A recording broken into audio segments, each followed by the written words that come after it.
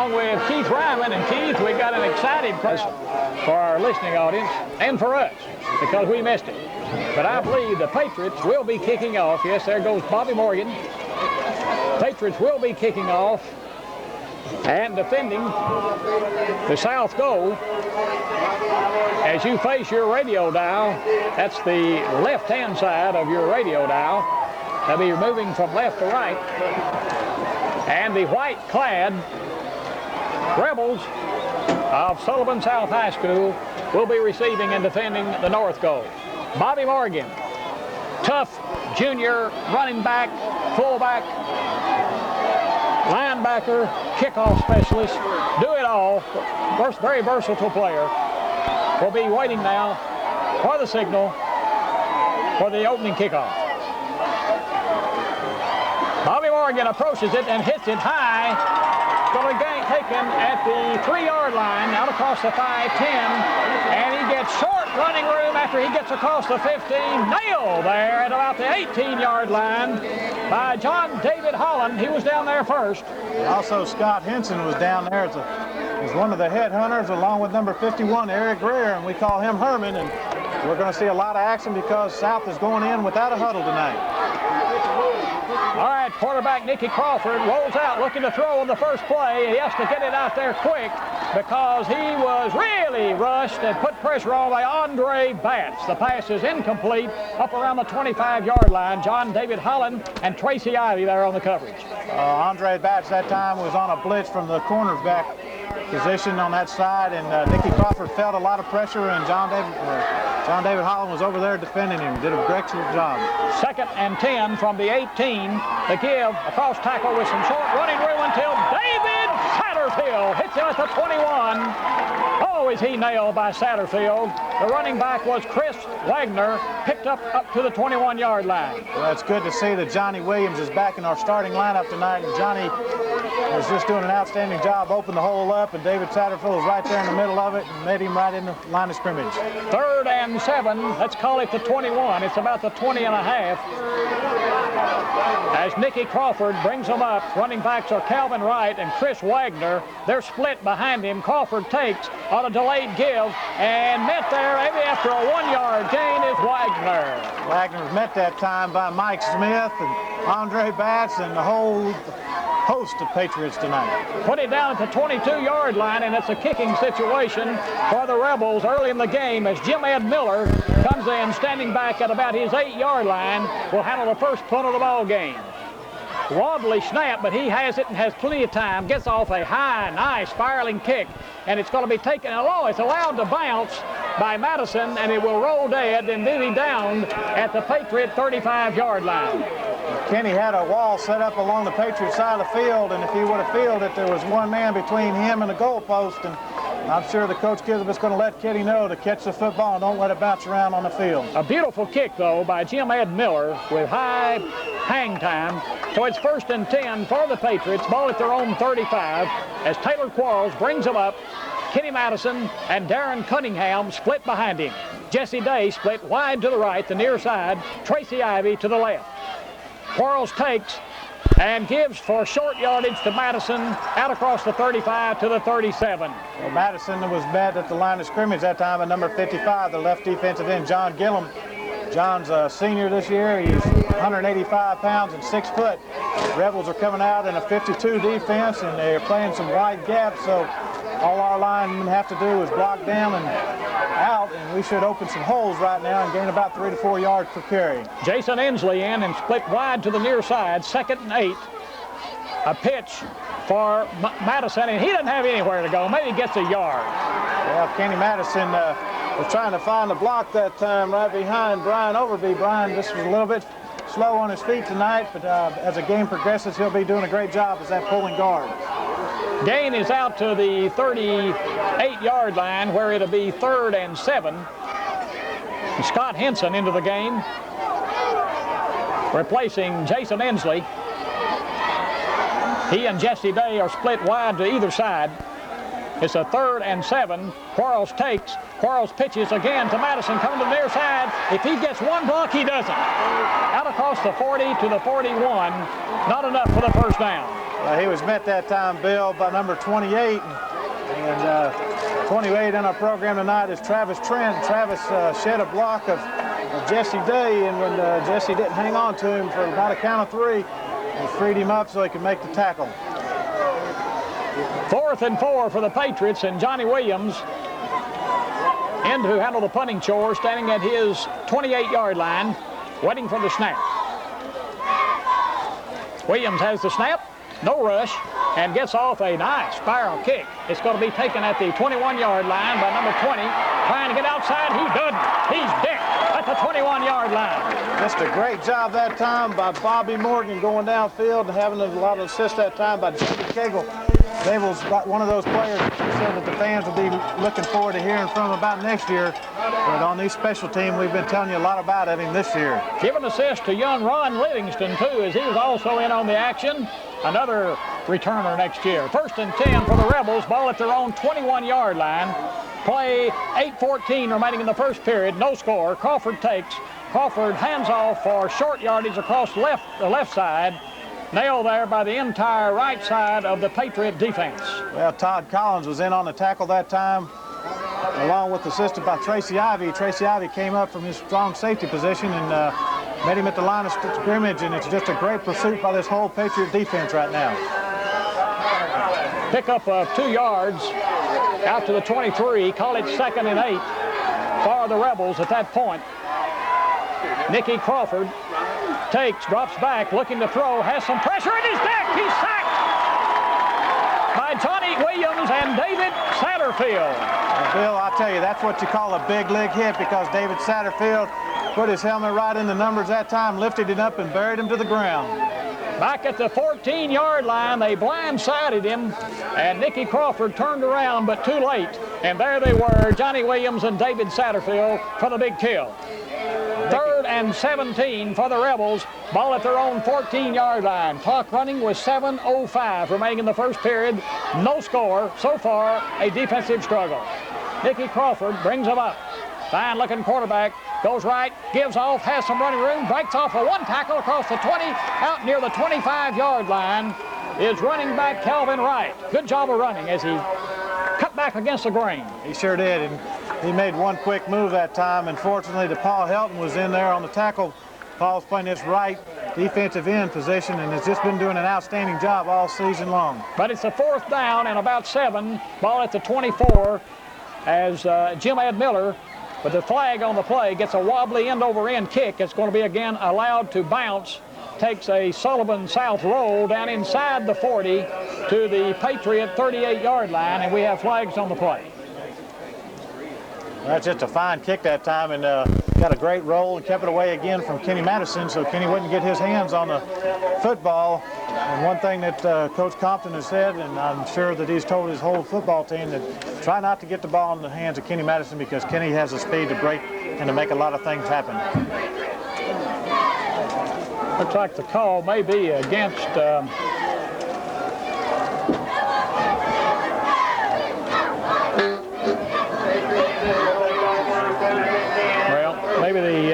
maybe the flag was, maybe the penalty was declined, because they were giving it to the Patriots. 1st and 10 at their own 38-yard line. Good field position. Taylor Quarles brings it up again with Madison and Cunningham split behind him. Drops back, looking to throw, wants to go deep to Inslee.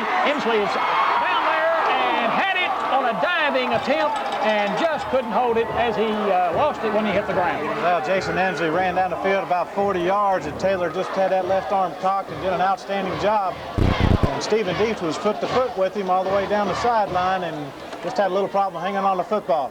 One good thing that I noticed then, that the offensive line set a great pocket. Defensive people just could not get through that time, and giving Taylor plenty of room to throw the football. 2nd and 10, ball at the Patriot 38, 6:03 remaining in the first period, no score. Taylor Quarles looks him over, takes, fakes on inside give, then keeps it himself and slips and falls after picking up short yardage out to the 40. Just a naked reverse inside, and Taylor decided to keep the ball, had a great pitch relationship that time with Kenny Madison, but as you said, just chipped over the chalk mark. 3rd and 7 for the Patriots. Ball at their own 40, ball just across the 40. Jason Ensley back into the Patriot lineup, replacing Jesse Day. He'll be split wide to the near side. Ivy wide to the left as Taylor Quarles splits his back, looks him over, takes, rolls out to the near side, looking to pass, has some pressure, gets it out there, but it's too high for a limping Todd Collins. Well, Taylor was rolling that time to the right side, and when you have a receiver, Todd Collins, as tall as he is at 6'3" and 228-pound senior, you've got to still bring the football to him instead of letting him go up to it. Todd looks to be having a little trouble with that ankle, or what's that ligament called? Achilles. Achilles tendon. Johnny Williams in for the punting chore. Feels a low snap.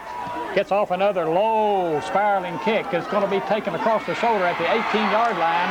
And good coverage by the Patriots as he's nailed at around the 23, maybe the 24-yard line. That's by David Cagle again down there on the field and doing an outstanding job coming down, along with Brian Dougal-Spivey.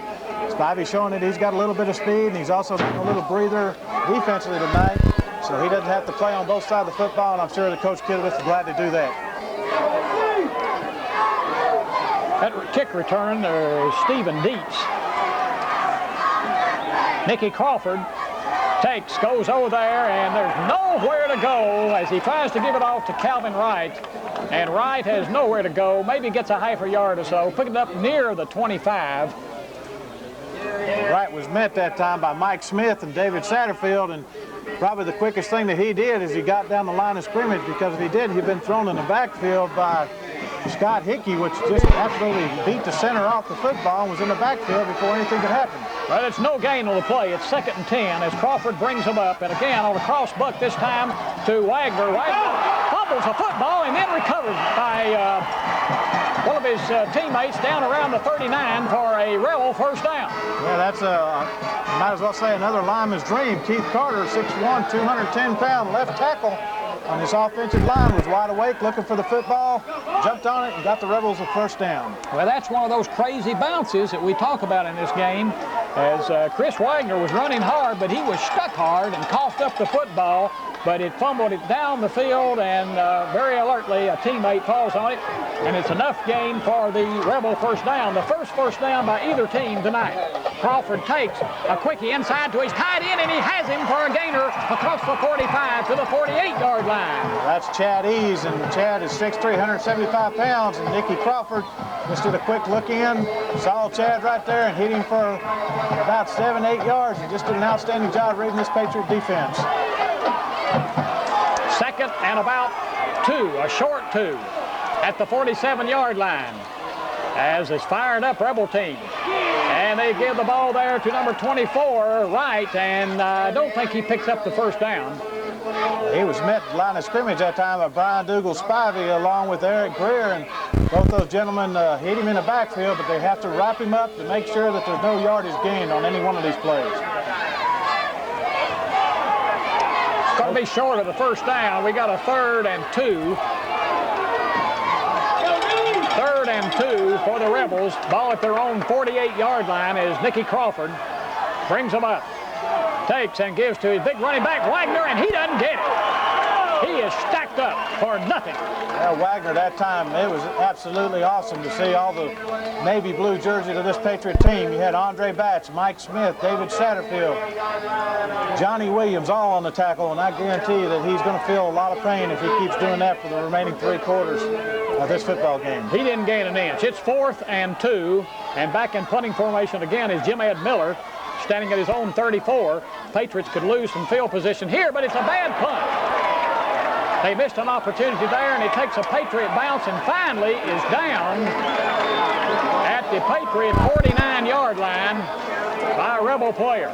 Well, I'll tell you, very alertly, number 20 over there on the side, Eric Beckerick, put a stop to the ball from bouncing around again, because it would have been a loss of negative yardage if that ball took too many more bounces. As it turns around, it's about a 3-yard punt net.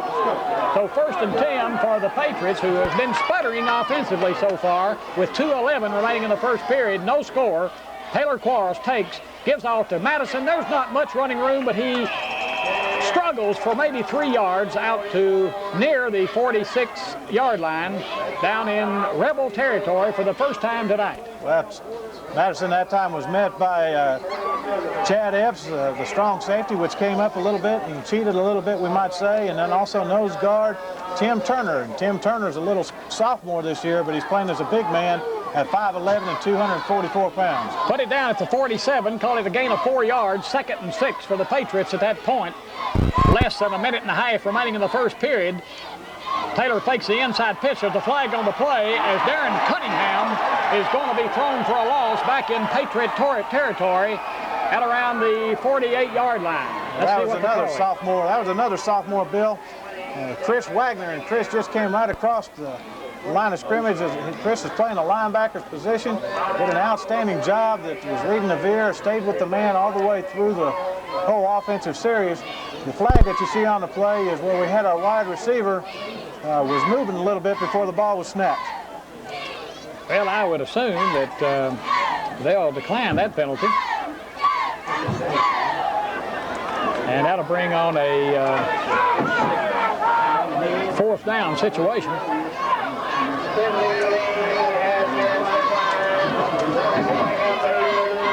Correction, a 3rd down situation. So it's 3rd and call it 12 for the Patriots, and their visit into Rebel territory didn't last long. They're back in their own territory now. Give to Madison. Madison breaks the tackle out across the 40. Here he goes, and he's finally caught down around the 30-yard line in Rebel territory on the delayed give. Well, Kenny High stepped a little bit on the 40-yard line, and that's when Chad Eads grabbed onto him and finally brought him down about the 30. Kenny has to show some speed because he has a lot of words that he has to make up for tonight, because Kenny is a competitor. He's going to show that he can play this football game no matter where he is on this football field. It took 11 minutes of the first period before the Patriots were able to get their first down, and they have it now. 1st and 10 at the 30. A quick give again, a fake give, and then a pitch outside to Cunningham. Gets short yardage down to around the 28-yard line. Well, Calvin Wright came up for the Rebels that time and did an outstanding job. He shed the block of Tracy Ivy, and these wideouts that we have in our split ends are going to have to pertain their blocks just a little bit longer so our running backs and also our quarterback Taylor Quarles can break free. Jesse Day brings in the play. Has a ring to it. 2nd and 8 for the Patriots at the Rebel 28. 20 seconds and counting remaining in the first period. No score. Taylor Quarles, the pitch to Madison. 30, 25. He can't get much further to about the 23. This Rebel defensive unit's doing a great job. These corners coming back, Stephen Dietz along with Eric Beckerick are just doing an outstanding job from sideline to sideline. It's not giving our running back, Kenny Madison, a whole lot of room right now to gain any yardage. And that's the end of the first period. No score in Dumpling Valley. We'll be back after this.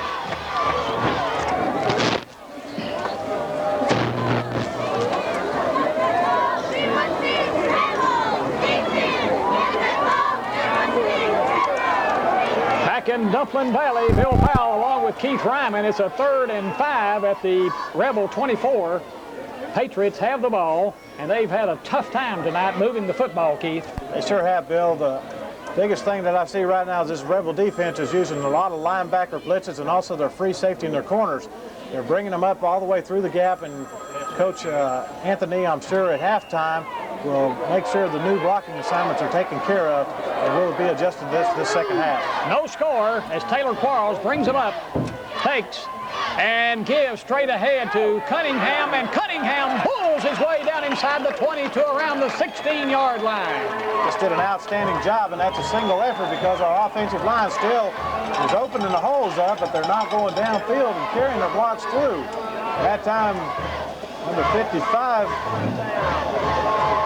John Gillum, did an outstanding job of bringing down Darren Cunningham, and Darren's going to be seeing a lot of running time if he keeps running the football as hard as he has. 1st and 10 for the Patriots. Ball at the Rebel 17-yard line as Cunningham ran with authority that time. The take, and it looked like a broken play, but then the pitch is out to Kenny Madison, and Madison breaks tackles and gets down inside the 15, but there are flags all over the place as he finally nailed at around the 13. Well, when Kenny Madison gets the football, he razzle-dazzles around. I'm saying that he plants, he spins, he curls, and it's hard to really decide which way he's going to go. And that time, Tracy Ivy was blocking outside, and Kenny cut it inside, and I believe we may have one clip there and possibly another one inside at the line of scrimmage. But it's a major penalty being stepped off against the Patriots. We'll move the ball all the way back out to the Rebel 32-yard line. So that would hurt. It looked like a busted play right from the beginning. Taylor did an outstanding job that time getting the ball to Kenny. One thing that they did, the defensive end came right into Taylor's face, and he just had enough time to pitch the football back, and it's unfortunate that we were penalized for the play. 1st and 15 from the 32. Quarles takes, drops straight back to throw, and he's going to be nailed for a loss back at the 42-yard line by big number 78, and he just ran over the blocker, and Quarles too. He sure did, Bill. That's Kyle Carter, and Kyle's 225 pounds, and he came right over the middle of that, and when you've got a man at left tackle that can sure put some speed on you and have all that weight hitting you, I know Taylor's going to feel that for the next couple plays. So after getting down to the 17-yard line, the Patriots suddenly find themselves all the way back to the Rebel 40 with a second and from here to eternity. Second and about horizon. Quarles again rolling out to pass. He has pressure, gets away from one man, still looking to throw. He's got more pressure. Now he's running to the near side. He may keep it 40, and he's going to be decked as he gets down to around the 36, 37-yard line again by big number 78, Kyle Carter. Kyle ran from one sideline to the other. I know for a big man, that took a lot out of him. Taylor, as quick as he is, sure couldn't find anybody open that time because he was scrambling. The only person that was open that time was Jason Enzi, but he was on the far side of the field waving, and Taylor just was under so much pressure that he couldn't get the football to him. 10 minutes exactly remaining, 3rd and 30 at the Rebel 37. 9:55 now remaining, and it's counting.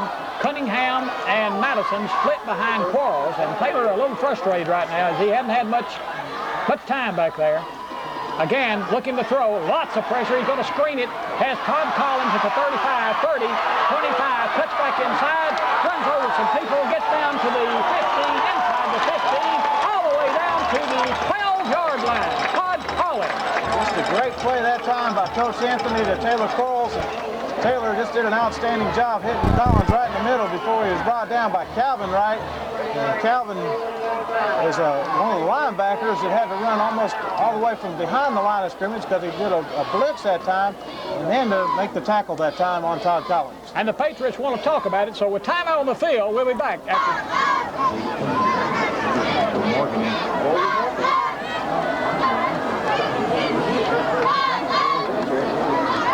Back in Dumpling Valley with a 4th and 6 situation.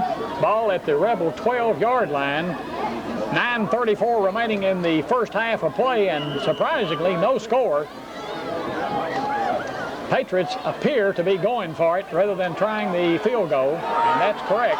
Bobby Morgan is in at a running back position, replacing Kenny Madison. He's in there with Cunningham.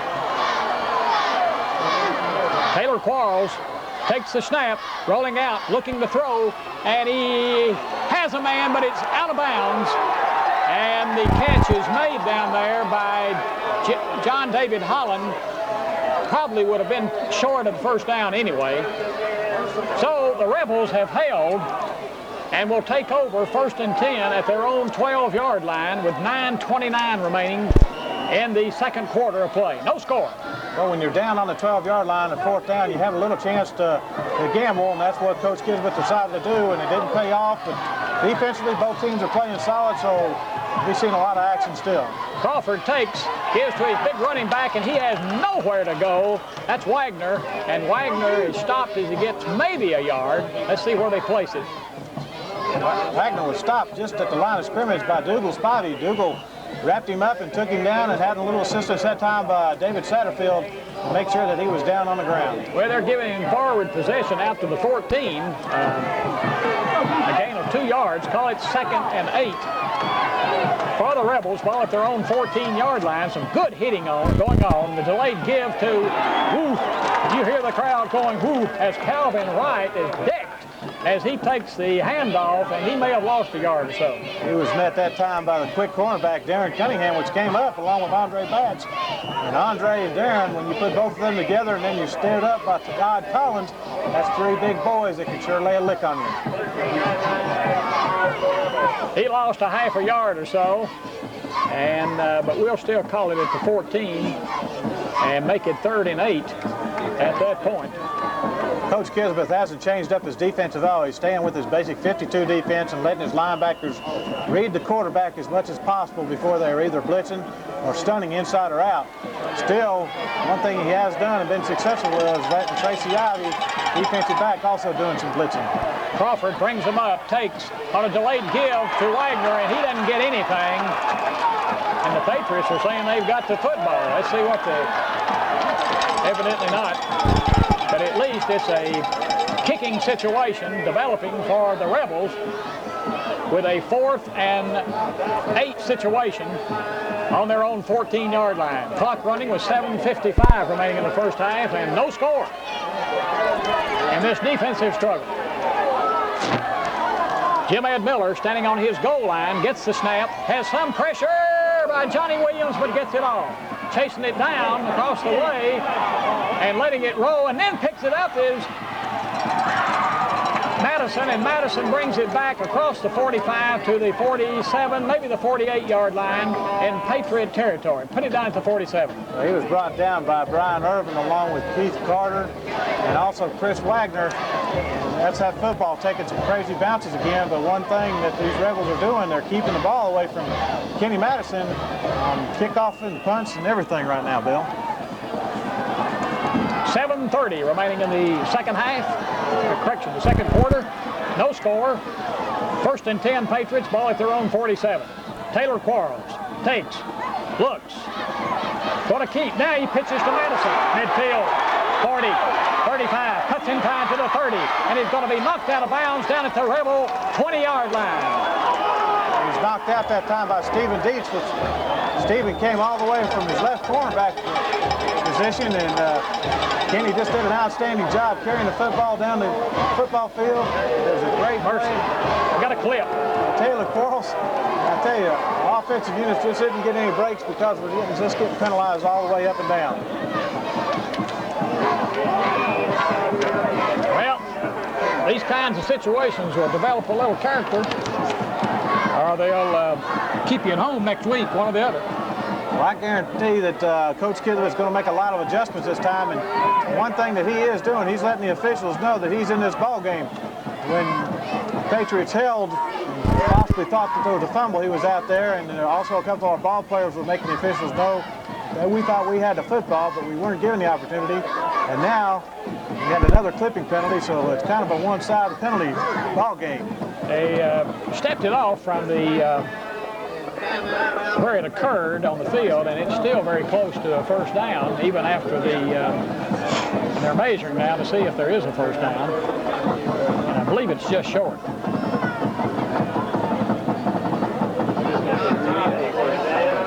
It's short by inches.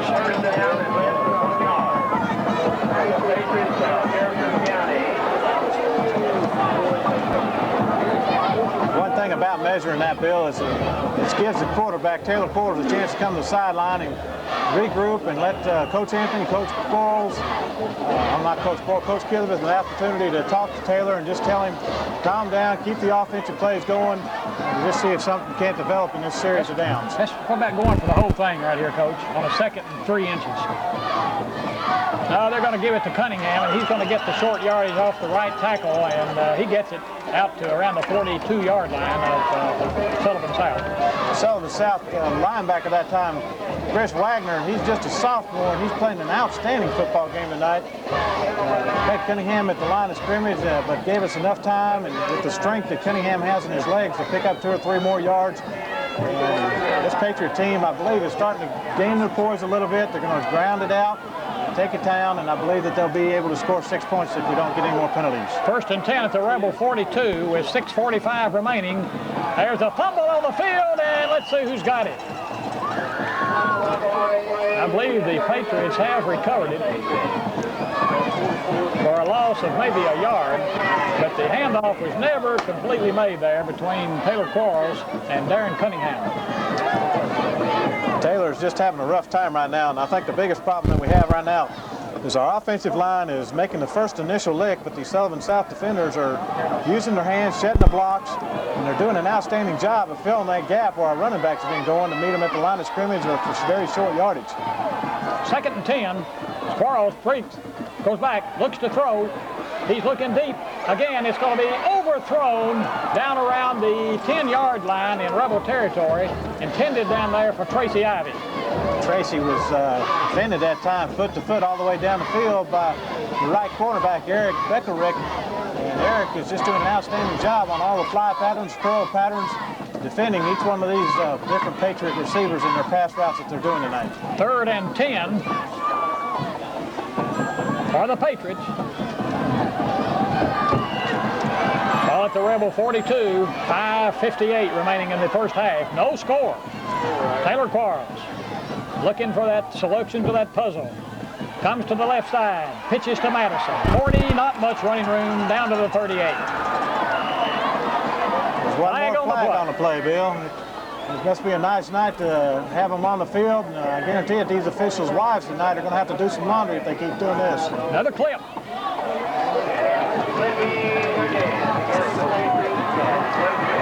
Jefferson County, like we said, is having a hard time tonight trying to beat the odds on these officials' flags. Taylor Quarles very easily can be frustrated, but being a team captain, the leader he is, he'll bring this team back together. He'll listen to what his coaches are explaining to him and what they'd like to get done offensively. And before too long, as you said, we'll find the missing piece of that puzzle, and we'll put this offensive unit back together like we're used to calling a football game. Then me, I believe I'd have declined that and given that 4th down situation because the Patriots can break it from any place on the field. But they took the penalty, and it's going to be 3rd and 22 back at the Patriot 47-yard line as Quarles brings it up. Quarles on the delayed give to Madison, and Madison gets good yardage down to the 40, but not near enough for the 1st down. He's brought down that time by Calvin Wright, along with Todd McKee, and both of these gentlemen are seniors and just doing an outstanding job for this Rebel team. One thing that Madison's doing, he still isn't up to full par of running the football like we're capable of seeing, but he still has the footwork for moving inside and outside, and with 1 or 2 more blocks, Kenny's going to break one. 4th and 9 at the Rebel 41.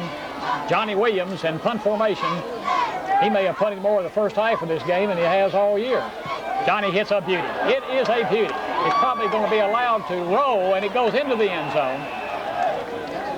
But he had good backspin on it.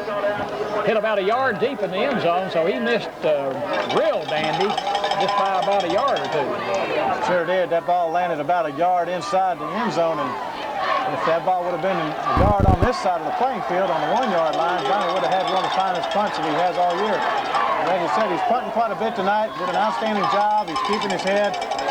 He's playing a great defensive game. He's also been on a lot of tackles and a lot of assists for the Patriots this season. 1st and 10 for the Rebels on their own 20-yard line with 4:50 remaining in the first half as Crawford takes going back to throw, and he throws it intercepted by Eric Greer, and Greer takes it down to the 6-yard line. The screen pass was deflected. Keith, did you get who got the deflection?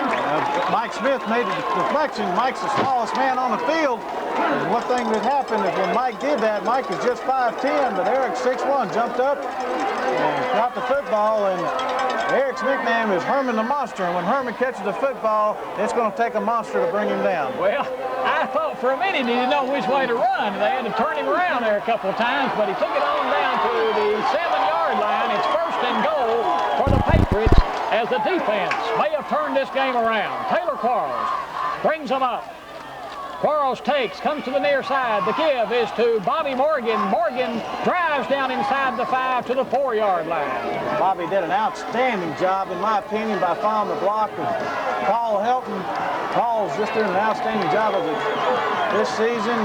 Paul is junior this year. He's 6'3", 200 pounds, and he can move some people. And that time he was very fortunate in moving the left defensive end, John Gillum, about 4 yards back, and Bobby followed the block and made it down to the 4-yard line where it's second down and goal to go. The Patriots running their two tight end offense with Paul Helton in there at one tight end, Todd Collins at the other. The give to Cunningham. Cunningham gets inside the 4, maybe to the 3. Not much, though.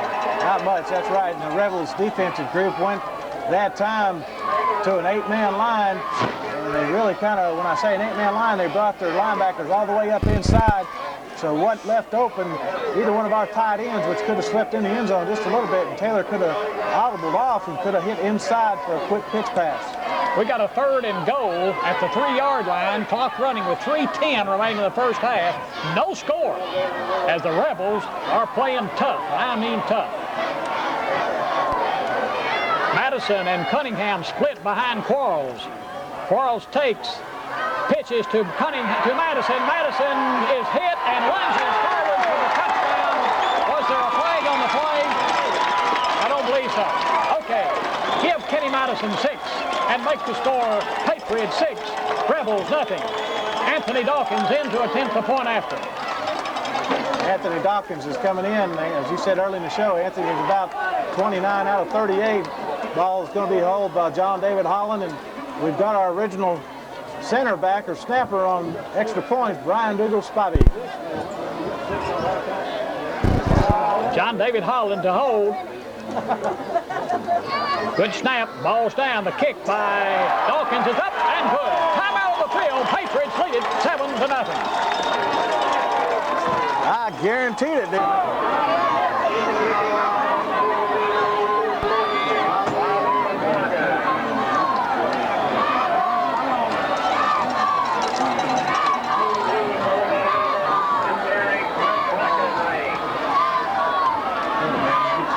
In Dumplin Valley at Patriot Stadium, where with 2:53 remaining in the first half of play, the Patriot defense, led by the pass deflection of the defensive center of the line and the interception by Eric Greer, sets up a 7-yard touchdown drive, finalized the final 2 yards on good hard-nosed running by Kenny Madison for the touchdown. Anthony Dawkins with the point after, making the score 7-0. Bobby Morgan awaiting for the kickoff. Morgan approaches it. Morgan hits it. It's going to be short. It's going to be taken by an up back at the 21. He's got a wedge there, but he's not got much way to go across the 25 to around the 27-yard line. At that time, Bill, the whole Patriot special teams was right around the football that time. Like you said, that man was met, and that time he had number 24, Calvin Wright, which picked the football up, and I'm sure Calvin's not very fortunate enough to field the football on kickoffs. Clock running with 2:43 remaining in the first half. Rebels have it 1st and 10 at their own 27. Nicky Crawford, the quarterback, brings them up. His backs are split. Gives on a delayed give to the fullback. He breaks away from one tackle and spins away there and gets maybe a yard. He was brought down that time by Johnny Williams, and Johnny Williams just did a great job that time going across, shedding the block of Chris Wagner, which Chris was a fullback that time. And Johnny tripped him up and did an outstanding job just making a shoestring tackle and bringing him down for a 1-yard gain. 2nd and 9 at the 28. Crawford takes, goes back. He's looking to throw, has a man out there, and there's going to be a flag thrown up around the 37-yard line, as they're saying that Scott Henson got there a little bit too quick on the receiver. That receiver, Stephen Dietz.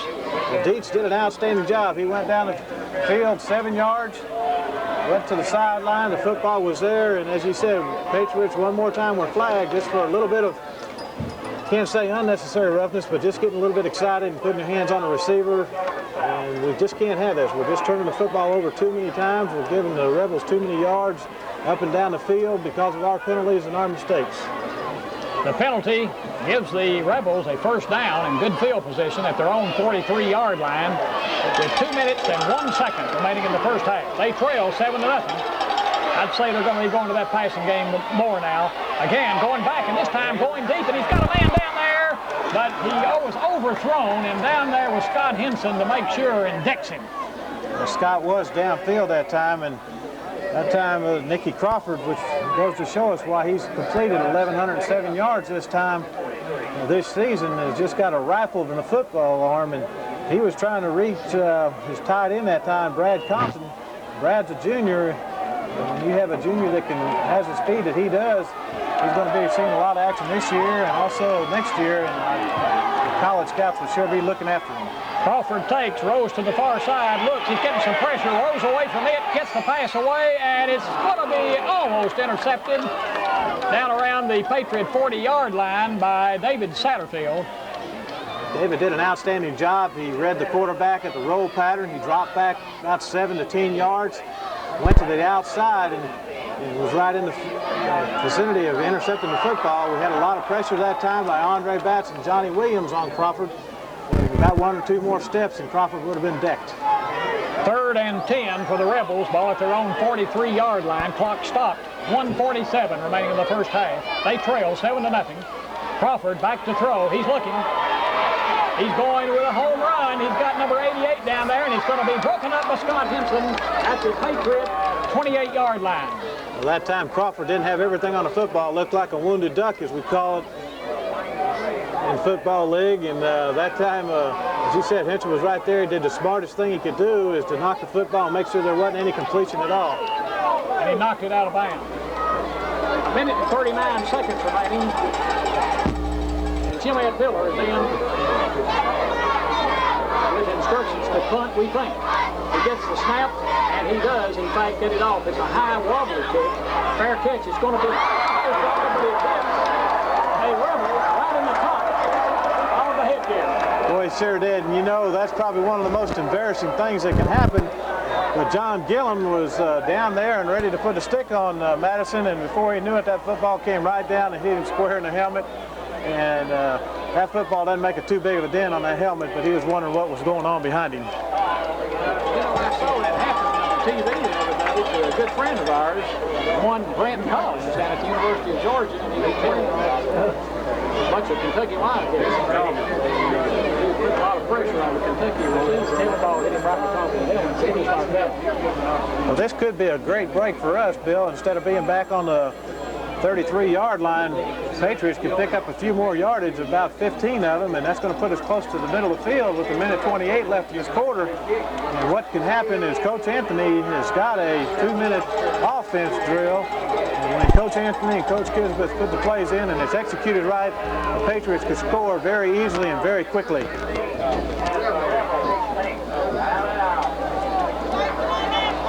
We've got a timeout on the field where Jefferson County is leading Sullivan South 7-0 with 1:38 in the first quarter. While we have this timeout, let's take it back to the station.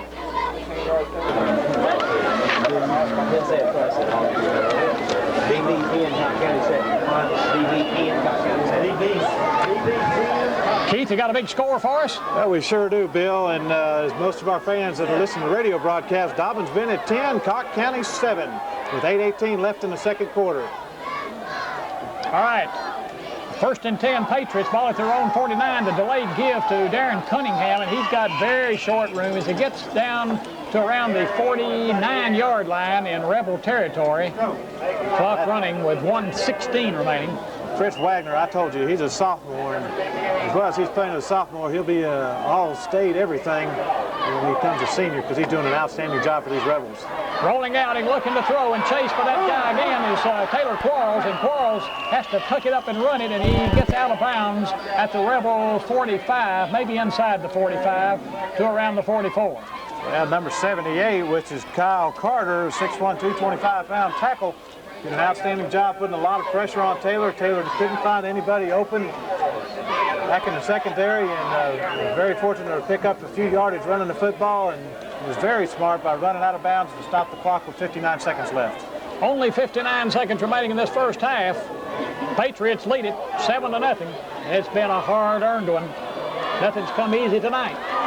Taylor Quarles looks him over, takes, rolls out this time to the far side, looking to throw, looking for Todd Collins, has it, 5 down to the 1-yard line. Well, Taylor just did an outstanding job, dropped back 7 yards, has plenty of room back in there in the pocket. We saw Todd Collins down the field at the 10-yard line, was very fortunate to get the football to him at the 6-yard line. Right now, Coach Kismuth is going to call a timeout, regroup, have 50 seconds left, plenty of time to score, one more time before halftime. We'll be back after this message. 38 yards.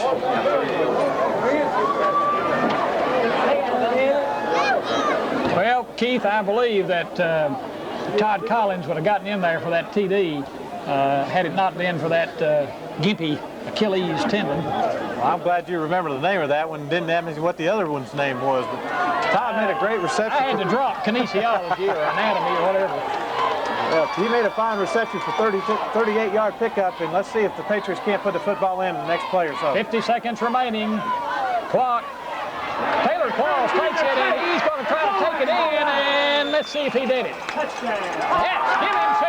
Taylor Quarles fakes the inside give and kept it, brought it to the near side of the field wide, and took it in barely for the touchdown. Well, Taylor had an option that time to pitch the ball back to Darren Cunningham, and Darren had a good pitch relationship, but when you're right behind Todd Collins, I think I would elect to just hang on to the football and follow the block of Todd Collins in for 6 points. Well, they're going to try to run it in, and they didn't get it. They didn't get it, and the Patriots can't believe it. They think they're in there. But Darren Cunningham came up short as he tried to go in behind the wedge. And I guess that's the center's decision, isn't it, to decide whose decision is that, whether to decide to go for the kick or to go for the run behind that alignment. Well, that's a pre-aligned set. Coach Kismuth will call that on the sidelines along with Coach Seals. As you notice, Coach Seals is down there. One thing Sullivan South has probably not seen it all line long. They haven't been set up defensively or offensively. They're going without a huddle quite a bit. And so our center, Brian Spivey, just elected to snap the ball over there.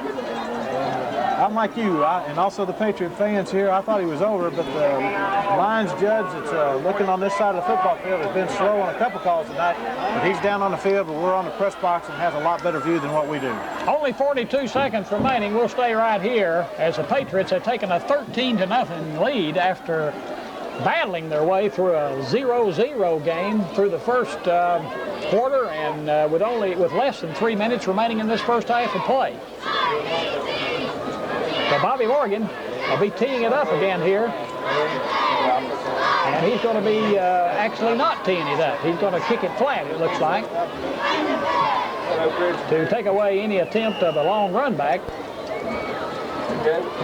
And Morgan hits a worm burner down there at the 12-yard line, 15, 20. Bounces off of one guy out across the 25 to the 27-yard line. I see David Cagle in there. Well, that time, I tell you saw Eric Greer, and Eric just went right down the middle of the football field and bounced a few people around. And when that happens, it's just unbelievable to see that Eric, when you call him Herman the Monster, breaks up that whole wedge. And right now, we've got an updated score on that Dobbins-Bennett-Cobb County game where Dobbins-Bennett has just scored again, which brings the score right now in the second quarter 17-7 in favor of Dobbins-Bennett. Crawford takes, gives to Wagner. Wagner across the 30 to the 32-yard line. Less than 20 seconds and running. They may not even get off another play. Andre Batch from this left corner's position, defensive end, is just doing an outstanding job, and John David Holland is in there for the assist that time. And both of our linebackers are still seeing a lot of exciting action, and they'll be going into this at halftime, and believe it or not, and they're waving it off. So the halftime score, Patriots lead it 13-0. We'll just look straight ahead and say they're moving from right to left. Kenny Madison will be back there along with Eric Carter.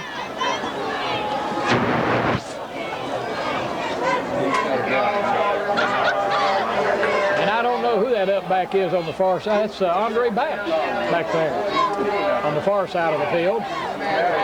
So Andre Batts and Eric Carter standing at about the 16-yard line. Kenny Madison standing back at the 10. Kickoff will be handled by Adam Huskins. It's a soccer-style kicker, and he hits it, trying to kick it away, and it's going to be taken on the bounce by Madison at the 15, 20, 25, 30. Breaks away from the tackle, but he's nailed as he gets up to around the 35-yard line.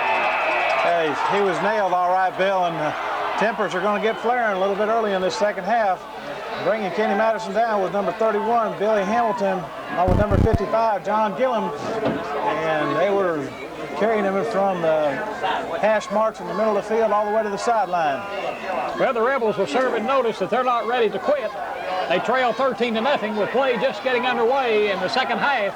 Taylor Quarles brings the Patriots up. They've got a 1st and 10 at their own 35. He takes and gives to Cunningham, breaks through at the 40, 45, 50, 45, 40, and he's finally caught from behind at the Rebel 39-yard line. Just an outstanding run that time by Darren Cunningham, and he was brought down from behind by number 84, which is Michael Tunnel. And if Michael didn't drag him down by his shirt tail, then Darren would have been in for 6. Well, that offensive play in the line then looked more like it. And with 11:28 remaining in the third period, the Patriots have got a good boot drive going already with a 1st and 10 at the Rebel 38-yard line. Quarles on a count, takes, hands off to Cunningham. Cunningham is going to get down around the 35. Mark it short of the 35 at the 36-yard line. He was brought down that time by Eric Betterick, and Eric is having a dog and fight all night long with Tracy Ivy, and Tracy's going to have to remember that he's got to keep that block just a little bit longer to break to the outside. 2nd and 8. Short gainer for Cunningham. 2nd and 8 at the Rebel 36. Quarles takes, goes, pitches to Madison. Madison breaks inside, and he's caught from behind at the Rebel 20-yard line, and it looked like he was off to the races. Yeah, if by chance that number 75, Keith Carter, didn't trip him up, he was off to the races, Bill. Just did an outstanding job. Followed the block that time by Brian Overby, along with Darren Breeden. And that time it was just showing the tail end of how Kenny Madison is capable of running. 1st and 10 for the Patriots. Ball at the Rebel 20-yard line with 10:23 remaining in the third period. Jesse Day split wide to the left. Quarles coming this way. Reads, keeps, 20, 15, 14-yard line. Oh, a nice read by quarterback Taylor Quarles. Taylor Quarles that time was brought down by the defensive end, and that's Chad Edge. And Chad just did an outstanding job taking Taylor all the way down to the sideline. Taylor did an outstanding job that time by keeping the football, cut it inside instead of pitching the football. And he's reading the defense quite well, and this is the kind of style that Jefferson County football and Patriots football is all about. Bobby Morgan in with the play, replacing Cunningham. 2nd and 5 as they move it back to the 15-yard line. 9:39 remaining in the third period. And we've got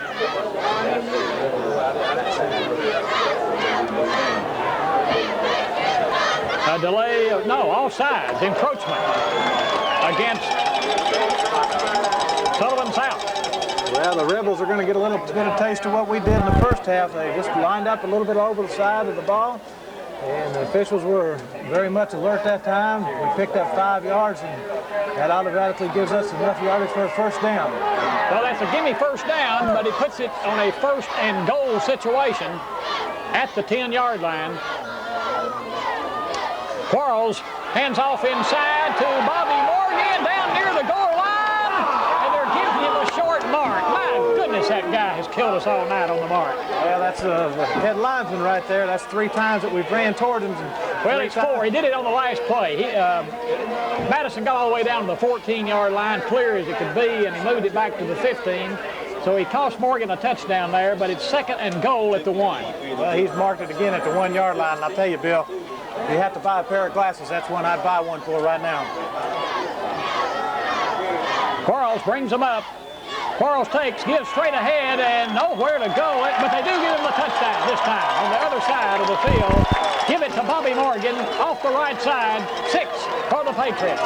It's an outstanding job by this offensive line. Brian Spivey, Mike Smith, David Satterfield, Brian Overby, and Darren Greedy just went off the football just as fast as they could and hard as they could. And you can't ask for a more solid, hard running back than what we've got in Bobby Morgan.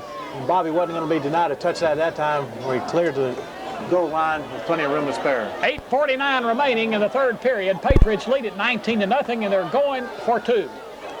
Taylor Quarles brings him up, takes, throws to the near side, keeps and stumbles, and he doesn't make it. So with timeout on the field, the Patriots lead it 19-0. We'll be back after this.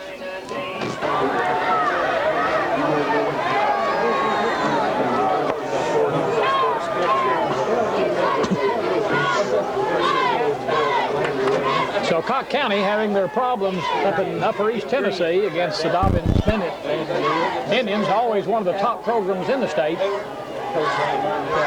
And I'd say they've come a long way since that early season scrimmage we saw here, preseason scrimmage against the Patriots.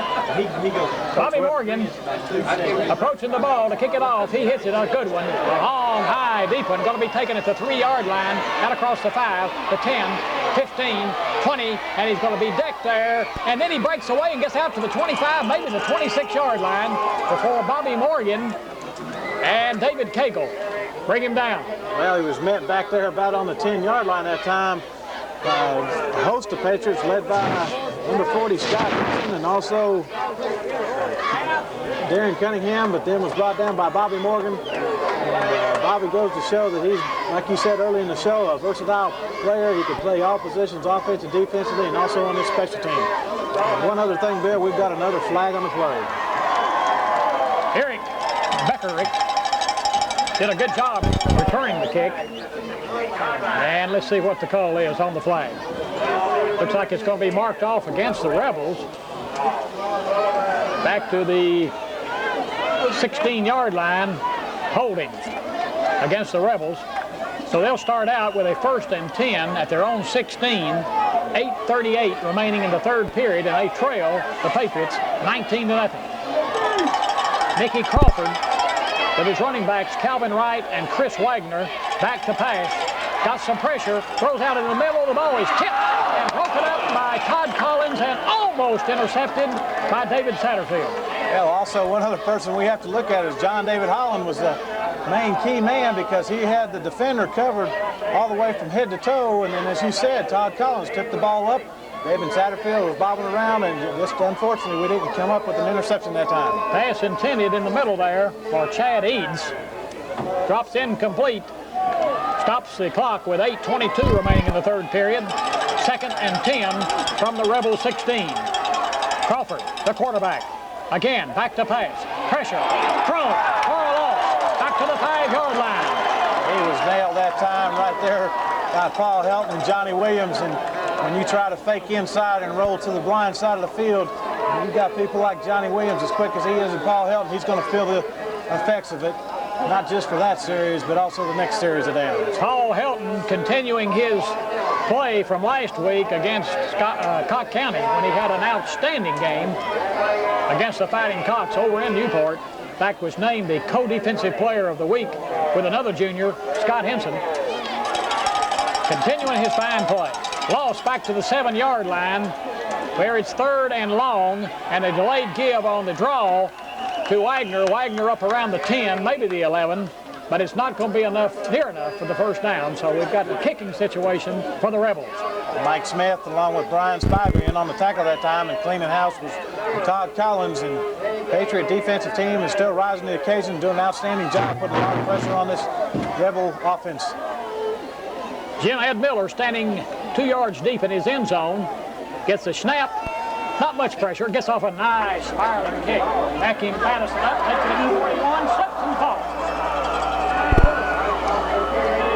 Well, the official was right on top of that because that ball came out just a little bit, and the Rebels are saying that was coughed up, and they recovered a fumble, but fortunately, this time we had an official that was right there, and Kenny Madison was down before the ball did come out.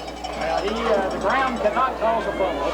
He was there by himself. It was evident that he hit the ground and slipped the tail and the ball slipped down.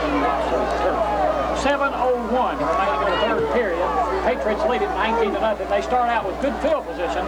1st and 10 at the Rebel 37. Quarles, your quarterback.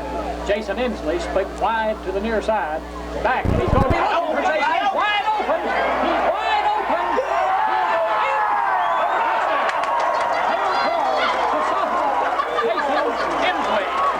Just an outstanding job by Taylor. He dropped back 7 yards, fired that old Kenny Stabler pass right to the sidelines, then in the flag pattern.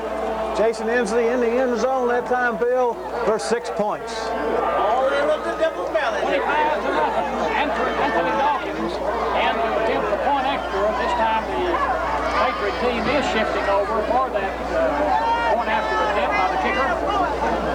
6:41 remaining in the third period. Patriots strike again and lead it 25-0. Snap, kick by Dawkins is good. Time out on the field. Patriots lead it 26-0. We'll be back after this. 6 minutes of the third quarter. About a little over 8, maybe 9 minutes. The Patriots have scored 26 points against this Rebel team, and they must be stunned. Well, I've been part of this football team and football program for many years, and I know Coach Anthony and Coach Kismuth and the rest of the coaching staff can sure put a lot of points on the board when they want to, and when this ball team is fired up and has the confidence that he can do it. They've shown it, and I guarantee you that you'll see some more points on before the ball game's over. Morgan hits it high. It's going to be taken at the 8-yard line, across the 15, breaks outside with running room, across the 25, 30, and knocked out of bounds at the 33-yard line by hard tackle by Andre Batts. Well, Andre Batts came all the way from the middle of the field, and Andre Batts is a defensive end and also a running back. He's 6'1", 215-pound senior. And I said earlier that David Satterfield did a big league hit. Andre wanted to make sure that we said that he got, you might say, as Coach Kismuth did last year, give the snot bubble award to Andre for that hit. 1st and 10 for the Rebels. Ball at their own 34-yard line. 6:20 remaining in the third period, and they trail 26-0. Nicky Crawford back to pass. Looking down the middle, and he has a man at midfield. Great catch there by number 20, Eric Beckerick. Well, Eric went up high for that and came down hard because David Satterfield was right on top of him. Eric went down the field about 17 yards, turned around inside, and right behind him that time was number 40, Scott Henson, which gave him a little bit too much cushion. But with the assistance of David Satterfield, he was very fortunate to catch the football and go down right where he caught it. 1st and 10 for the Rebels. Ball in Patriot territory at the Patriot 48. Crawford has motion to the right. Back to throw. Looking again out in the middle. Has his tight end down there at the 40. Down to the 35. Inside the 35 to the 32-yard line. His tight end, Brad Compton. Well, that time, Bill, Nicky Crawford just showed me how great of a quarterback he is. He had 3 men that were right in his face, both of our linebackers along with Johnny Williams. And he was very fortunate to get rid of the football, as you said, to the tight end. And that was to Chris Wagner. And when he did that, he showed that he had a lot of authority behind that arm. And I can see right now why he's picked up over 1,100 yards this season. 1st and 10 for the Rebels. Ball at the Patriot 31. Back to throw. Has a man, number 83, down inside the 25. And he's finally stuck by Scott Henson as he gets around the 22-yard line. 83 is Brad Compton, 6'1", 190-pound junior, and another big target for Nicky Crawford to be hitting. All it was is a 7-yard look-in pattern. The ball was right there as he looked in and did an outstanding job again to getting the ball to him and picking up 9 yards on the play. So all of a sudden, the Rebel air attack is becoming unglued and working, and they've got a 2nd and 1 at the Patriot 22, and the Patriots want to talk about it. Timeout on the field, Patriots 26, Rebels nothing. We'll be back.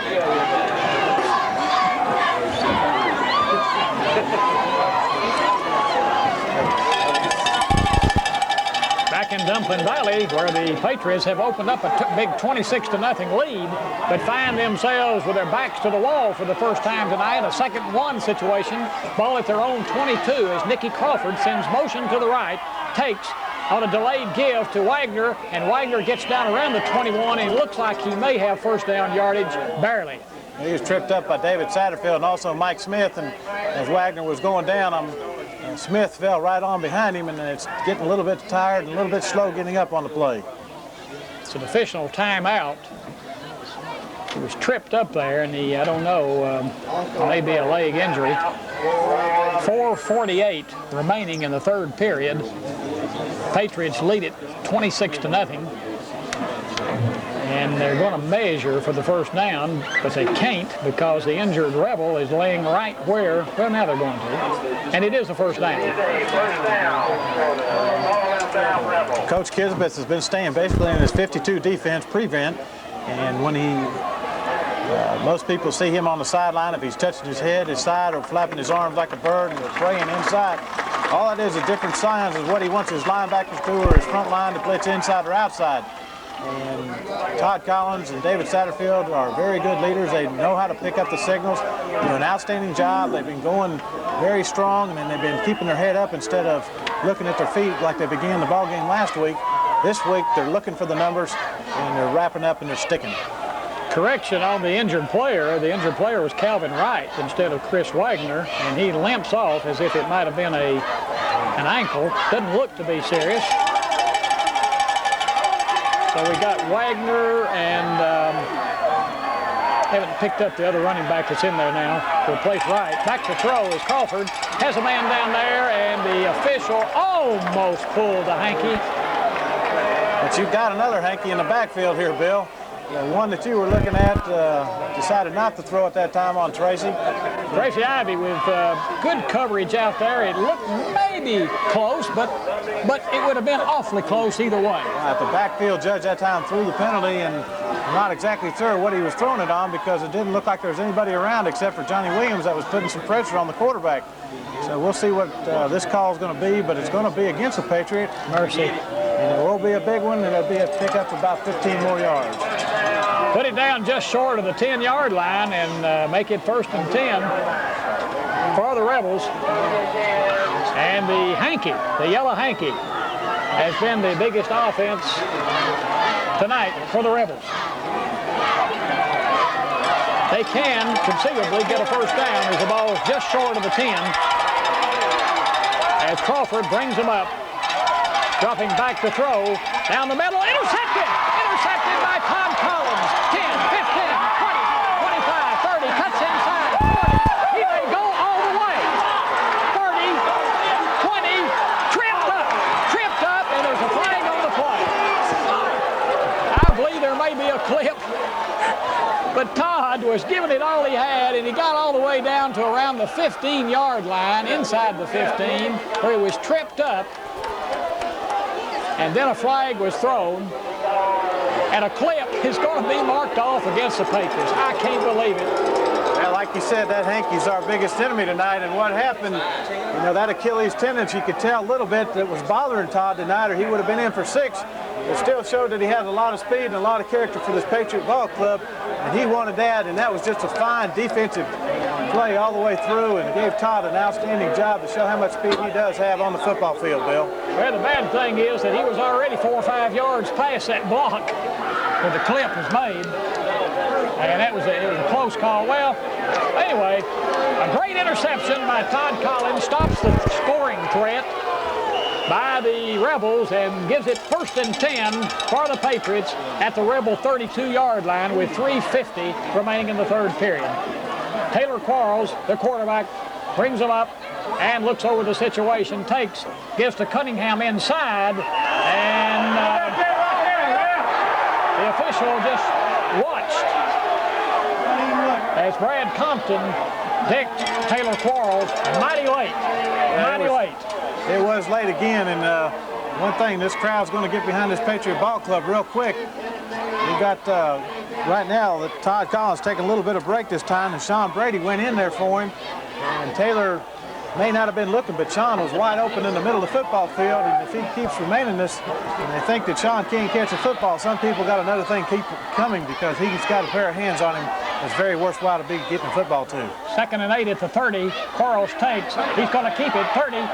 Then pitches, and I believe it's probably a forward pass. Let's see if there's a Well, yeah, there is a flag down there. He pitched a forward lateral or a forward pass, I guess it would be, whoopee or wahoo or whatever, to Kenny Madison, and Madison tiptoed down the sidelines for another 6 or 8 yards down around the 20. But they're going to bring it back, I believe. Well, the official on the far side was looking for it, never could pull it, so the backfield judge pulled his flag out, and there's going to be a forward lateral, a forward pass, whatever you want to call. Taylor was just a little bit hesitant. He should have kept the football that time and cut it inside, but he still, Kenny had that much speed a little front of him and pitched it in front of the line of scrimmage, in front of him, and it's just going to cost us another 5-yard penalty on the play. Move it back to the 32-yard line. And it's going to be 3rd and about 10. 3rd and 10 at the 32. Loss of down on that play. The Quarles brings him up. He's back to throw. He's looking for Scott Henson down the middle. And Scott Henson has it at the 3-yard line in for the touchdown. A perfectly thrown strike by Taylor Quarles, who then took a real lick, and again, I think, a late lick from the Rebel defender, but nothing called. Touchdown, Patriots. Well, that time Wesley Vaughn, the nose guard, number 53, came across, and like you said, it looked a little bit late. Taylor was very poised and did an outstanding job that time, hitting Scott Henson right in the middle of the football field for 6 points, and just doing an outstanding job with this offensive line, giving him time, and he's going to throw quite a few more strikes before this night's over, as long as he has time to do so. Dawkins in to attempt the point after.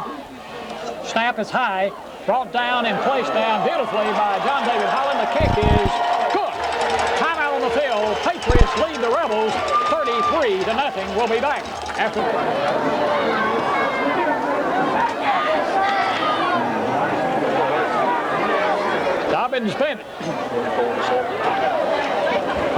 Dobbins Bennett leading Cott County 24-7 with about 3 minutes left in the 3rd period, as you heard.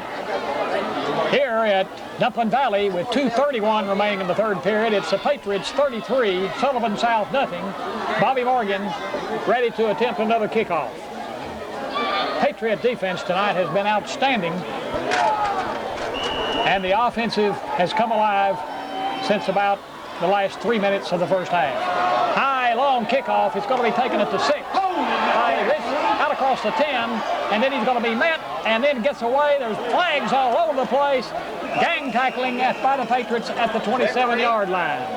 Bill, I sure hope, like I said earlier, that these officials' wives get the laundry detergent out, because these flags have been on the field more than any ball game we've seen all year. Special teams is doing an outstanding job getting down the field. We're doing an outstanding job getting there, but we're not wrapping up quite yet. As soon as somebody does wrap up, there's a host of Patriots all around the football. Looks like the call may be marked off. Yes, it's going to be marked off against the Rebels. It's a major penalty. Down inside the 20 at the 19-yard line, where it'll be 1st and 10 for the Rebels at that point, with 2:22 remaining in the 3rd period. They trail it 33-0. Behind a band of Patriots who became alive and have taken full command since about 3 minutes left in the first half. Crawford is going to be decked and sacked for a loss back inside the 15. He is really pinched in there. He was looking downfield for Eric Benerick, and also for another wide receiver, Chad Epps, which came out that time with 2 set. He was decked behind by Johnny Williams and Paul Helton, and also Andre Batts. And this defensive team is just outstanding, doing an outstanding job right now, coming all the way through, putting a lot of pressure on Nicky Crawford. That goes to show that the battle of the trenches is where this ball game is going to be won. A lot of reserves playing for the Patriot defense now.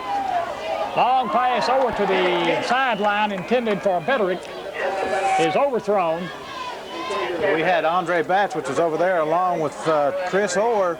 Like you said, we're starting to see a few more new clean jerseys in there, and going to give some of these reserves a chance to play in a the first round of this championship game, and also it's going to also protect some of our starters to start getting them prepared, hopefully, for next week, even though we're not saying that this ball game is over. Bobby Morgan is in at a linebacker spot, along with Robert Tucker.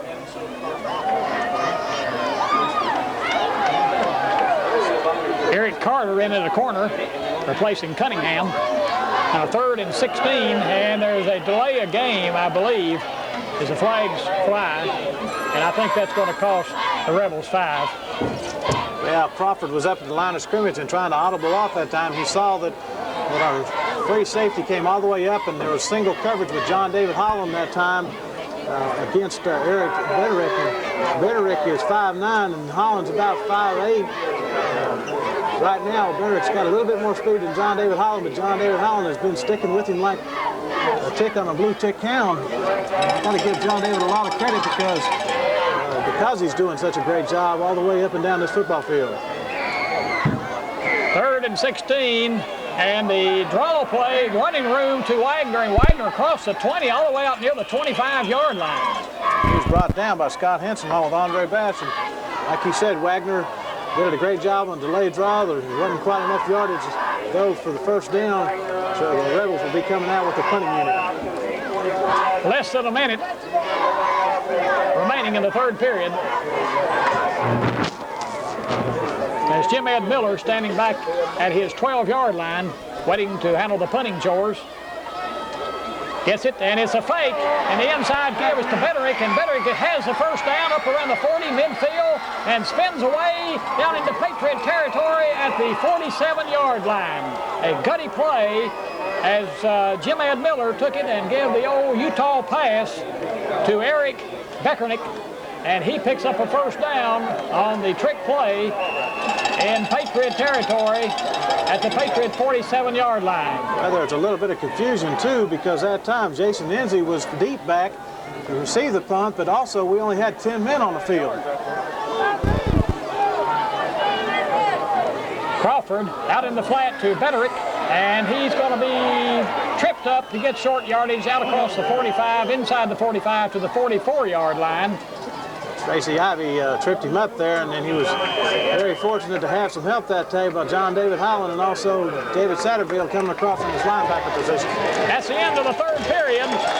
We'll be back after telling you the Patriots lead it over Sullivan South 33-0.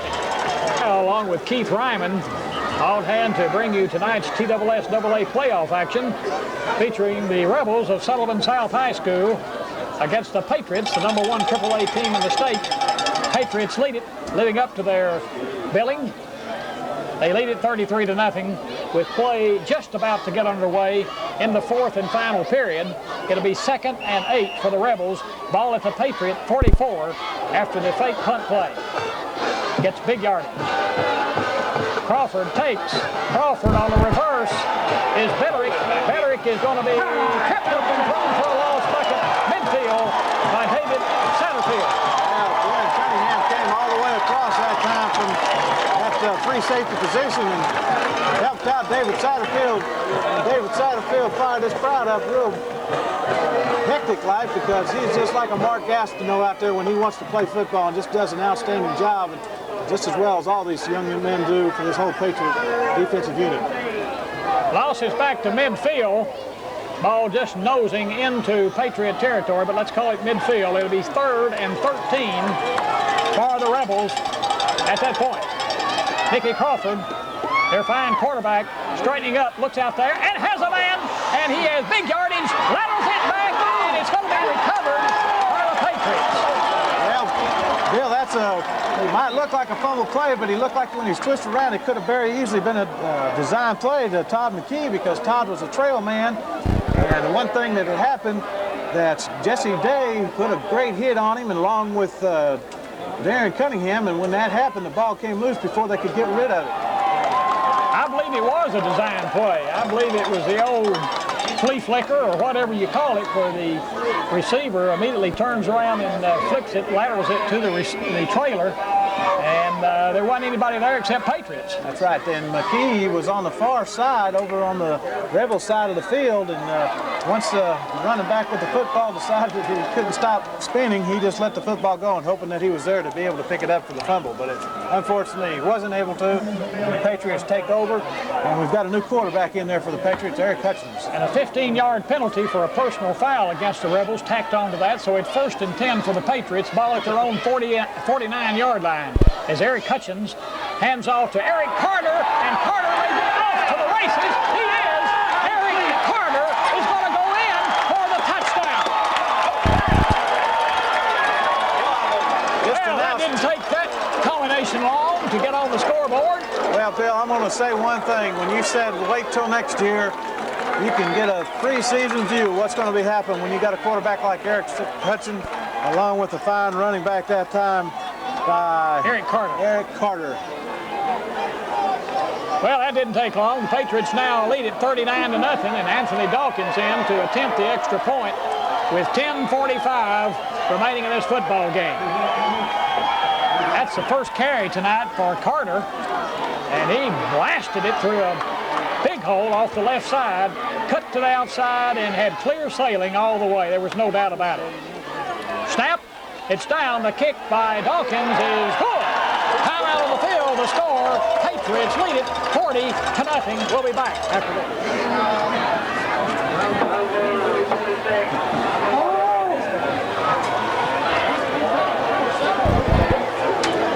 Back at Patriot Stadium. Well, partner, it took Eric Hutchins, a fine sophomore quarterback, one snap to send the Patriot offense, 52 yards? 52 yards for a touchdown on one play. We can't beat that, not even the Cavs Walkers can. That's a pretty tough average. Bobby Morgan, who does it all, approaching it and hits a high, long kickoff. It's going to be taken at the 10, 15, 20, breaks through a wedge there out across the 25 to the 30. Is Betternick.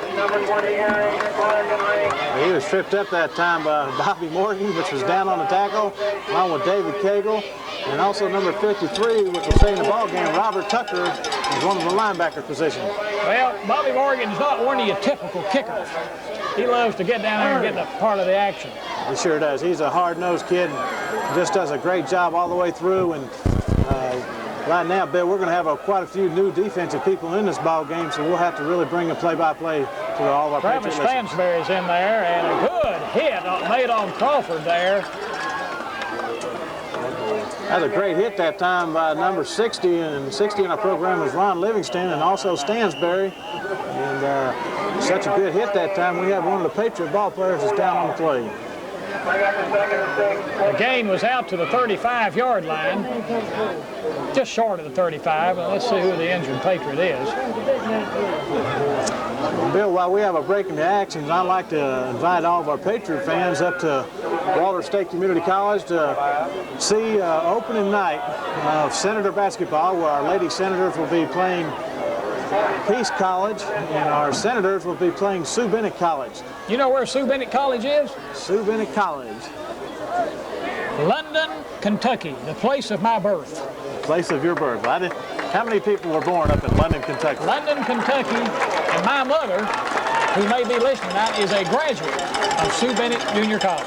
Well, I was talking to some of the coaches up to the day, and I couldn't ask for finer gentlemen. And, I guarantee that all the people here will be very fortunate to see some outstanding basketball starting tomorrow night at 6 o'clock. And one thing we're proud of is our men have been picked to finish second in the district, and our ladies have been picked to finish number 1. Oh, yeah, they got some great coaching and some great people up there. The give is to Wagner, and Wagner breaks through for some pretty good yardage out across the 40 to the 41-yard line. He was brought down by Todd Cagle, and also number 69, which is Scott Hickey, and Scott's been seeing quite a bit in action. Robert Tucker in there as the linebacker right now for David Satterfield.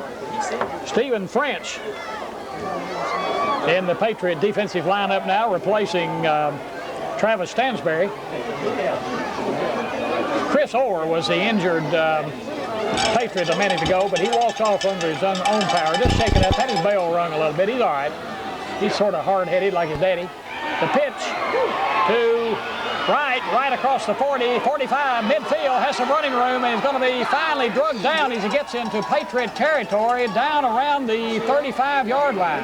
That looked like Glenn Purrier, which was playing a defensive end position that time, went all the way from his right defensive end position all the way to make the tackle, gave the Rebels enough yardage for a first down, and Coach Kisbeth is going to make sure that he puts enough speed in there, and he's not going to try to give up any points, even though he does have his second unit in there playing some defense. Now they bring it back to the 40, where it's 1st and 10 for the Rebels.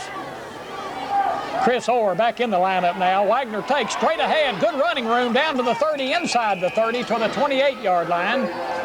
Curry again on the tackle, along with Robert Tucker doing an outstanding job, and also Eric Carter was in there to put the finishing touches on the Rebels. Chris Orr also had a part of that action. Sean Ivey coming off. Coach Compton's really moving his offensive unit up and down the field right now, which is doing an outstanding job. And it's one of these never-say-die situations, and make sure the Rebels have a lot of spirit to close out their season.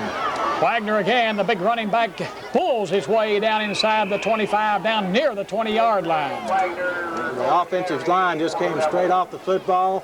And Mickey Crawford was very fortunate to give the first man through. The offensive right side of this line moved the Patriot defensive line back about 5 yards, 6 yards. And it was enough to make Coach Kisbeth think about it and give him a chance to call a timeout. Timeout on the field. Patriots lead it 40-0. We'll be back after this.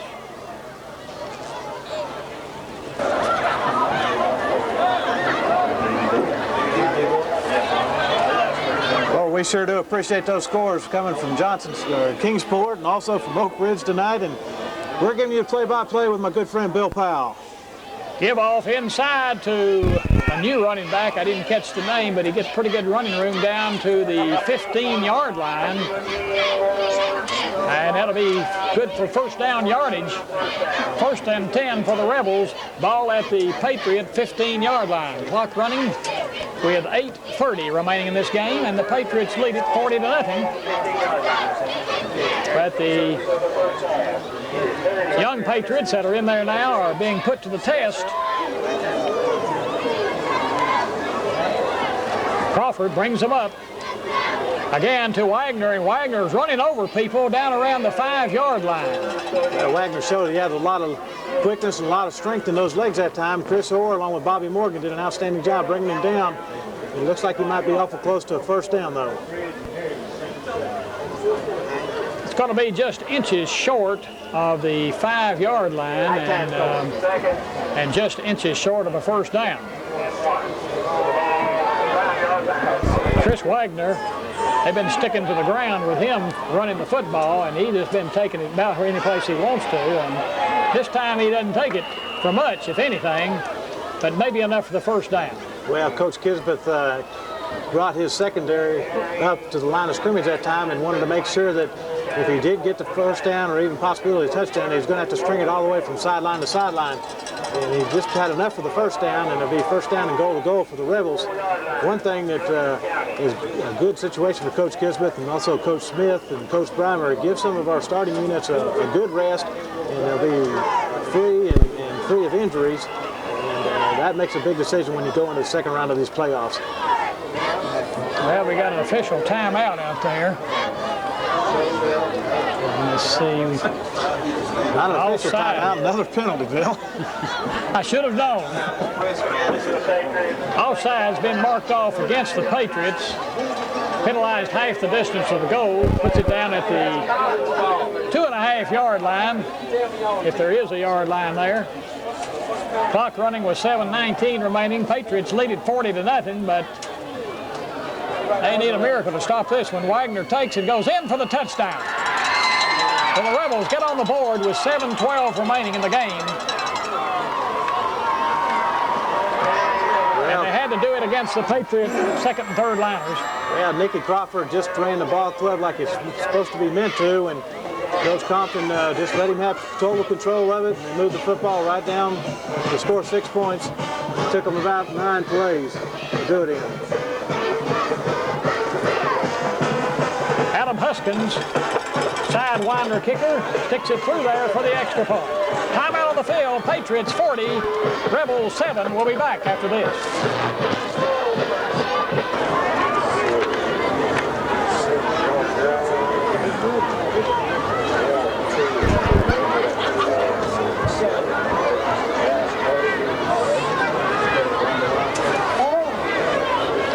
Back in Dumpling Valley, 7-12 remaining in this football game. And we might be expecting a onside kick here from the Rebels, who trail 40-7.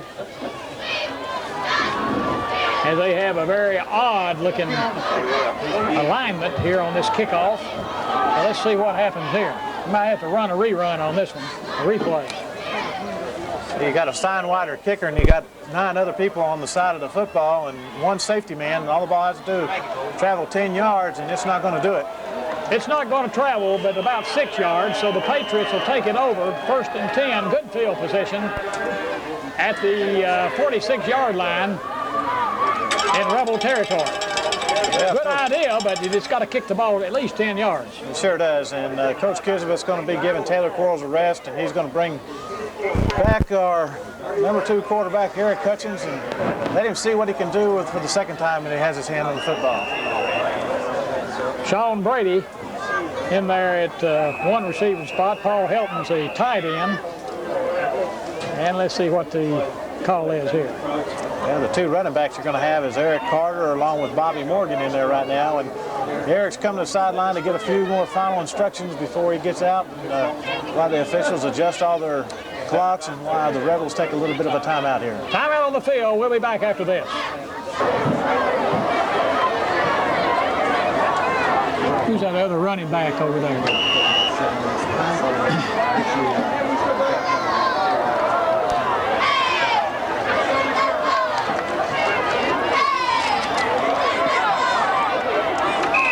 Bobby Morgan carrying the football that time, Bill, and just did an outstanding job right over the left side of this Patriot line, where we have Robert Tucker in the ballgame right now, and also Ron Livingston that's just moved that Rebel defensive line back about 7 yards to give Bobby Morgan just a great gain of 7 great yards for 2nd down and 3. 2nd and 3 at the Rebel 38 as James Snodgrass comes into play with the play, replacing Freer. And we got a flag. Well, Bill, I've got a little saying that I'm not really used to very often, but I found out and been caught at it that says I guarantee it, and I can guarantee it that the officials had more yards total offense than what Sullivan South has had tonight.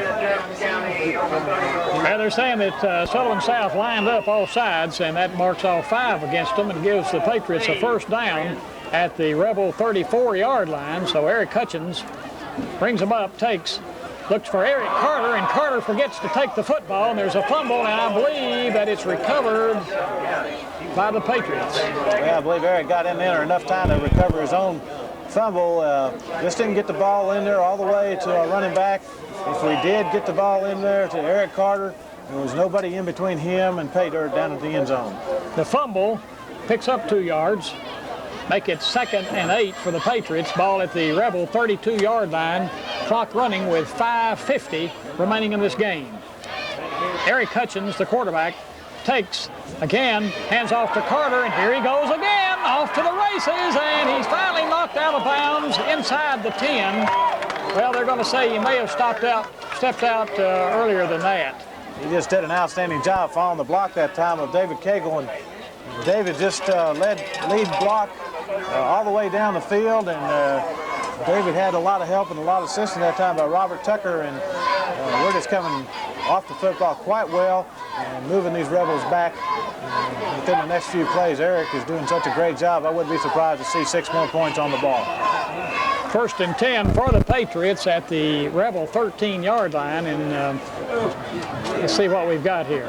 I think we're going to have a little injury timeout. David took a pretty big fall over there on the far sideline, and our trainer is going to be looking at him, and coming in for him will be number 65, Stephen French. He may have gotten his,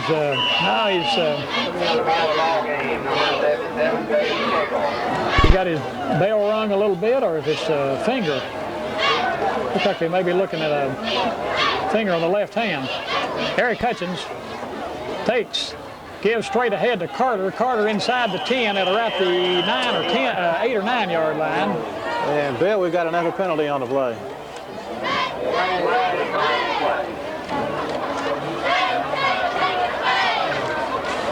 What is that? Looks like a tripping penalty against the offensive team.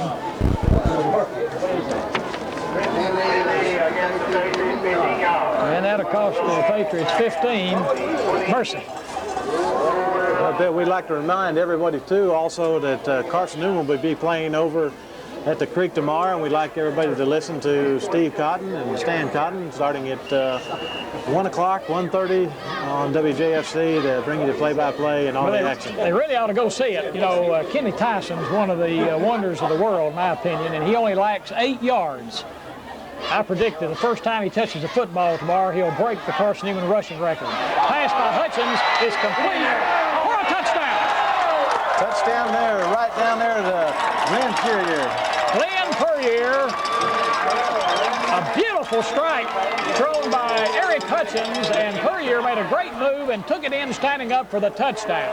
Well, that goes, and it builds a lot of confidence for this second unit because they've been out there for 4 plays, 5 plays, and they've scored twice. Anthony Dawkins will be in to attempt the extra point, and now they want to take timeout. Timeout on the field. Patriots lead it 46-7. We'll be back after this. Oh, Sarles is over there now. 5 minutes and 1 second remaining in this football game. There's no mystery remaining except what will be the final score. Patriots lead it big, 46-7 over the Rebels of Sullivan South, and Anthony Dawkins will attempt to add 1 more to that total. John David Holland, as usual, will handle the snap. This time coming from David Cagle. It's down. The kick by Dawkins is up, and it's no good. There's a flag on the play.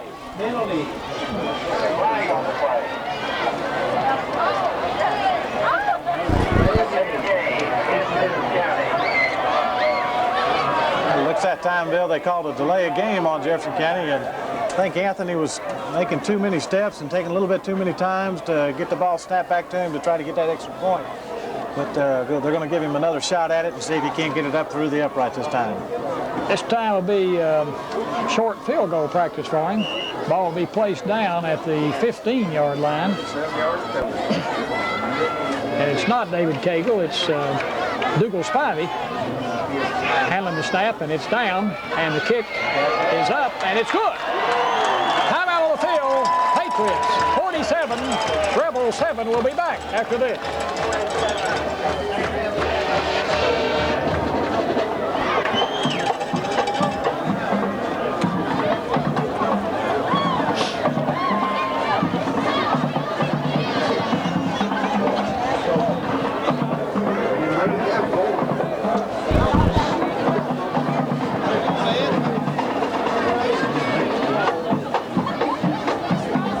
5 minutes and 1 second still remaining.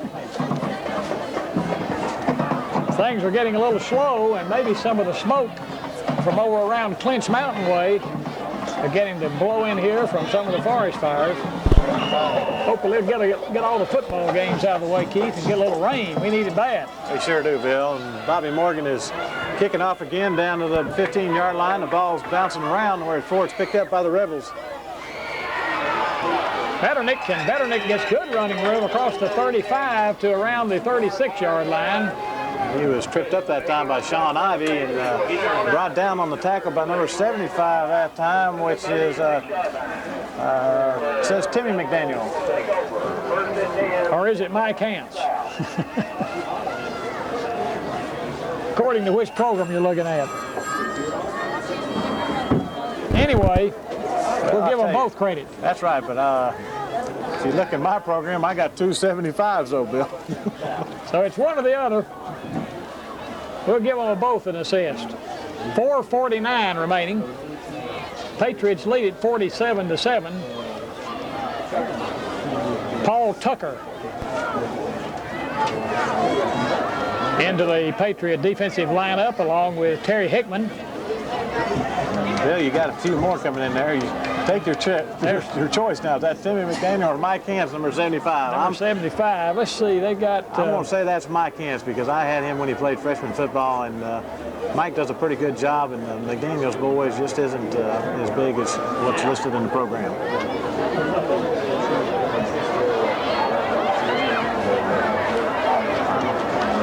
And the handoff and nowhere to go at the 35-yard line as the center of the line, led by Ray Burton.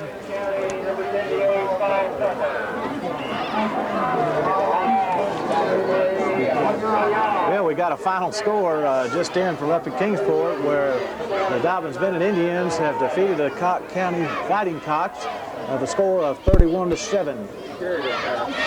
So Dobbins-Bennett looms as a very formidable foe for somebody in the future. Again, short yardage by the running back Travis Trent as he gets out across the 35 to the 36-yard line where it's going to be 3rd and 9. Travis was brought down by Chad Gann. Chad's playing that nose man's position right now and had a little assistance that time by Paul Tucker. Got a new quarterback in there now. Stephen Dietz is playing him. He's keeping it and gets out across the 40 to there on the 43-yard line before he's bounced out of bounds there. By Kenneth Harrow and Robert Tucker and also number 80 that just scored a touchdown, Glenn Purrier.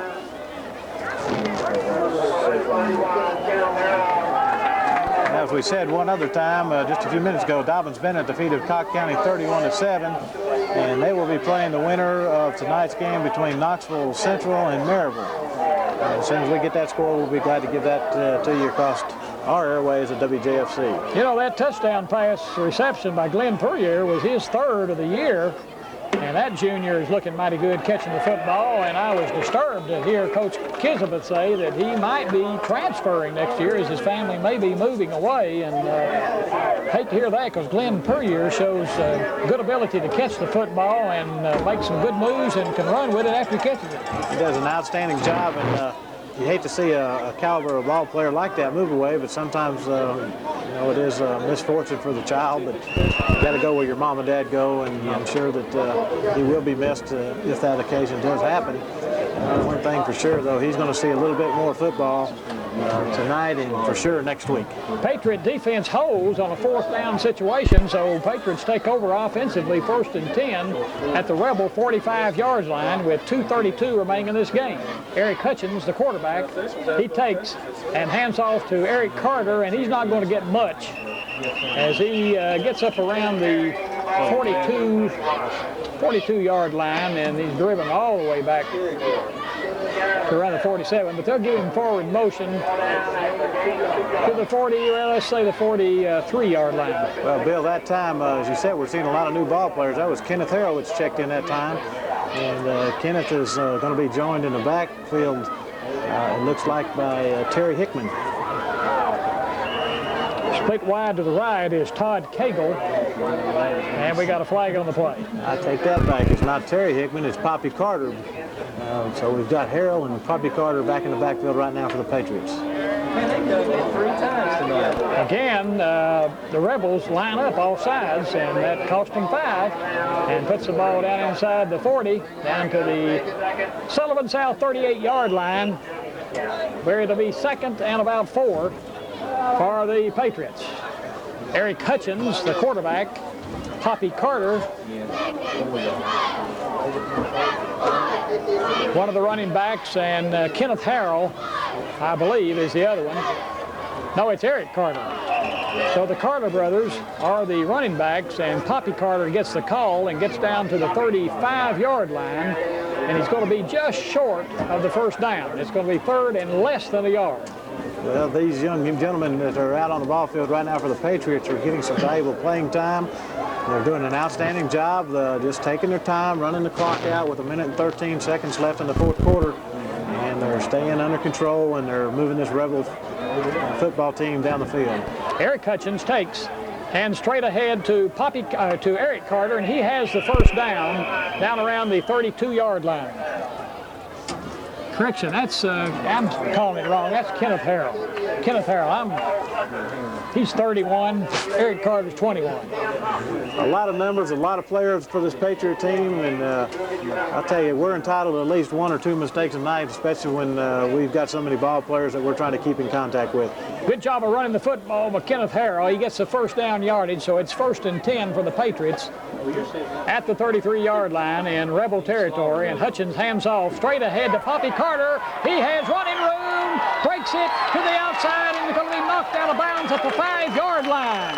Poppy Carter, the young sophomore running back, almost breaks it all the way. Yeah, Poppy got down to the 6-yard line and had a great job following the block of Ron Livingston all the way down the sideline, and one more block, and Poppy could have been in there for 6 points to bring this third team unit in for 6 more points and also their 3rd touchdown. Only 29 seconds remaining in the football game as Eric Hutchins brings them up.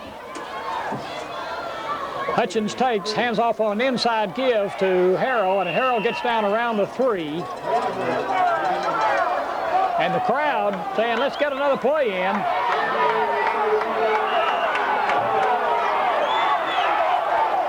(13, 12). Hutchins brings them up. 8 seconds, 7, gets it off. The give is straight ahead, and he's going to be short. The give is to Harrell, and he's short of the touchdown. Stopped at about the 1-yard line. And that's it. Final score, Patriots win it 47-7 over Sullivan South. And we'll be back after these messages.